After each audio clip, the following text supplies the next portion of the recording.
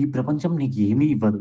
నీ కష్టం, నీ నిజాయితీ, నీ బాధ ఏది లెక్కలోకి రాదు. నువ్వు ఎంత కష్టపడ్డావో ప్రపంచానికి తెలియదు. నువ్వు ఎంత నొప్పి దాచుకున్నావో ప్రపంచానికి అవసరమే లేదు. ఇది అన్యాయం కాదు. ఇది న్యాయం కూడా కాదు. నీ చేతిలో లేని దాన్ని ఆలోచించడం నీ బలహీనత. ఒకసారి అరేలిస్ ఏం చెప్పాడు అంటే, ప్రపంచం ఎలా ఉండాలో కోరుకోవడం నీ బలహీనత. ప్రపంచానికి నువ్వు ఏంటో చూపించాలనుకోవడమే నీ సత్తా. అయితే స్టాయిక్ ఒక మాట మాత్రమే నమ్ముతాడు.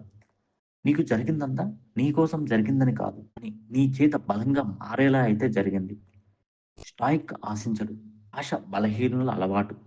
కానీ స్టాయిక్ ఎప్పుడు వస్తుంది నా అవకాశం అని ఎదురు చూస్తాడు. అతడు ప్రతిరోజు ఒకటే ప్రశ్న అడుగుతాడు. నేను సిద్ధంగా ఉన్నానా? భావోద్వేగాలు అతన్ని కదిలించవు.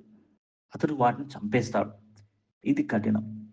ఇది అవసరం. సూర్యోదయం కాదు, మబ్బులు మాత్రమే. ముందుకు నడిచే నీడ ప్రపంచం నీకివ్వదు. ఇది గుర్తుపెట్టుకో.